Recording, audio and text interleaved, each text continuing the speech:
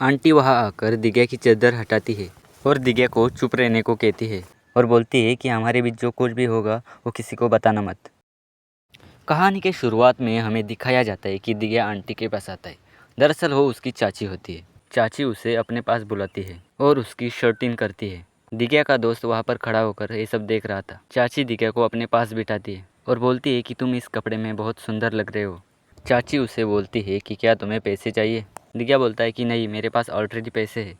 चाची उसे बोलती है कि जल्दी आना, मैं तुम्हारा इंतज़ार करूँगी। दिग्या और उसका दोस्त वहाँ से निकल जाते हैं। रात हो जाती है। दिग्या और उसका दोस्त किसी का पीछा कर रहे थे। दरअसल वो एक दलाल था जो प्रॉपर्टीज की दलाली करता था। दिग्या और उसका दोस्त उसके पीछे पीछे जा रहे थे। वो आदमी पीछे मुड़कर देखता है और बोलता है कि तुम लोग यहाँ क्या कर रहे हो। अगले सीन में दिखाया जाता है कि श्रेया और उसकी वाइफ रोमांस कर रहे थे। तभी श्रेया को कॉल आता है।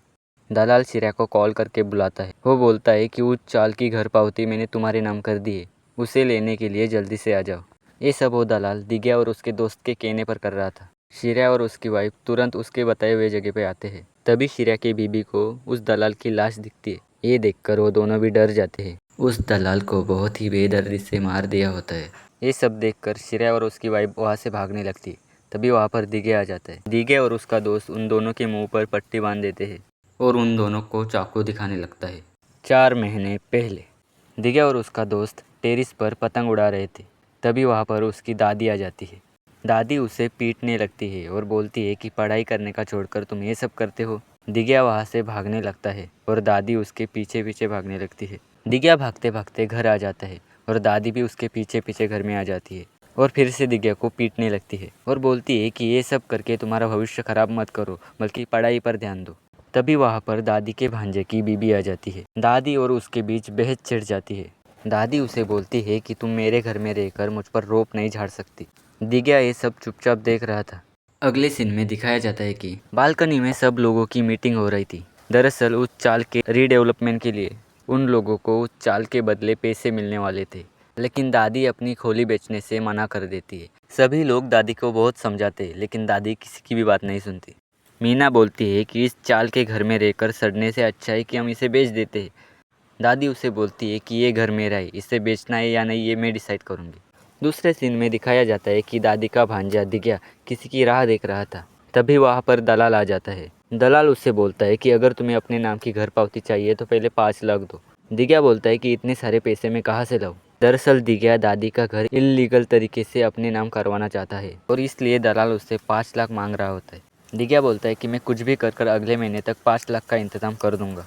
दलाल दिग्या को सेठ के पास लेके आता है। सेठ बोलता है कि वो घर उस दादी का है, अगर तुम्हें उसे अपने नाम करवाना है तो तुम्हें 5 लाख तो देने ही होंगे। दिग्या बोलता है कि मैं कुछ भी करके तुम्हें 5 लाख दूंगा, पर वो घर मेरे नाम करवा दो।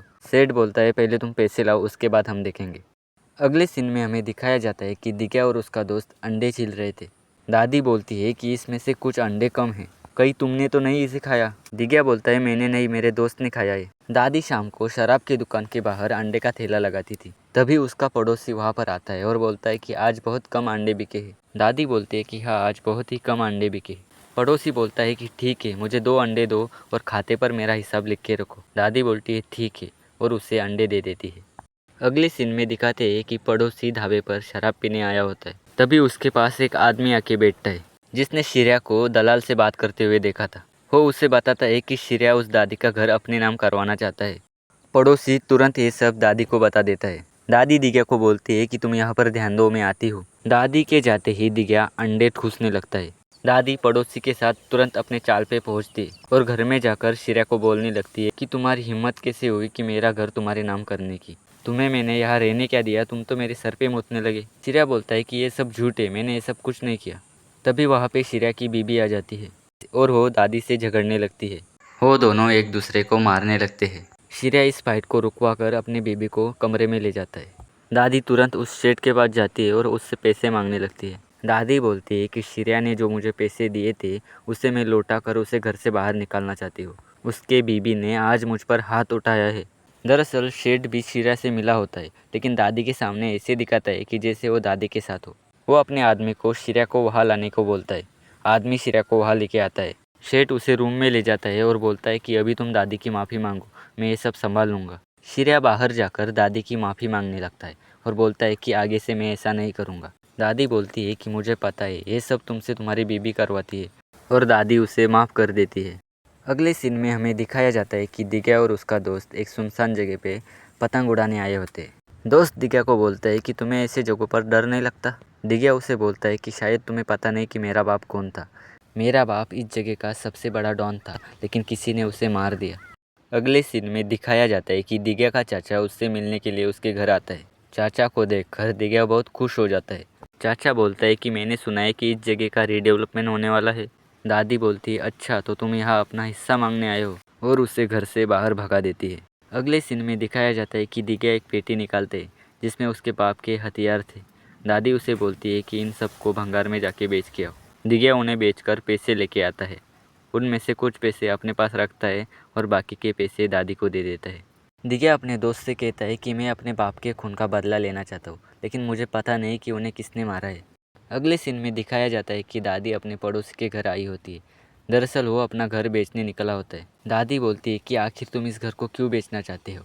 पड़ोसी बोलता है कि उसके दामाद ने उसकी बेटी से पैसे मांगे, अगर पैसे नहीं दिए तो वो बेटी को घर में नहीं लेगा। दादी बोलती है रुको मैं कुछ करती हूँ। दादी तुरंत सेठ के पास पैसे लाने जाती है। तभी वो देखती है कि श्रेया उसके पहले ही वहाँ पर आया होता है और वो उस घर को अपने नाम करने के बारे में बोल रहा था। तभी दादी वहाँ एंट्री मारती है। दादी गुस्से से लाल हो जाती है और उस सेठ को बोलती है कि तुम भी इससे मिले हो, और उस सेठ को पीटने लगती है। तभी वो सेठ उस दादी को धक्का दे देता है। दादी नीचे गिर जाती है। वो लोग दादी को उठाने की कोशिश करते हैं, लेकिन दादी मर चुकी होती है। दादी के मौत के वजह से दिग्या बहुत दुखी हो जाता है। सेठ भी उसके मैयत पर आता है और झूठ मूठ का रोने लगता है। दिग्या का चाचा उसे अपने घर ले आता है। उन्होंने दिग्या को मार्केट से सामान लाने को बोला था। चाची दिग्या को बोलती है कि बाकी के पैसे कहाँ है। इस बात पर चाचा दिग्या को बहुत डांटता है। दिग्या आरव को लेने स्कूल जाता है, लेकिन आरव वहाँ पर नहीं होता। दरअसल आरव उसके चाचा का बेटा होता है। दिग्या घर पे आकर ये सब उनको बताता है।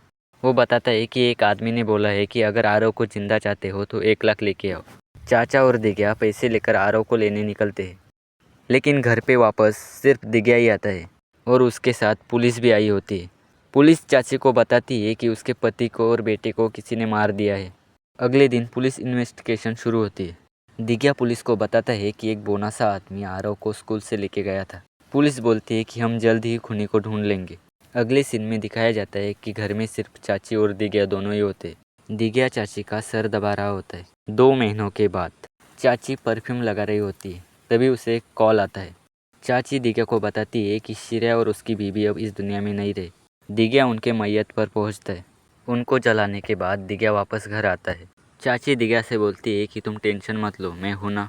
चाची दिग्या के दोस्त को घर जाने को बोलती है और दिग्या को बोलती है कि तुम फ्रेश होके आ जाओ।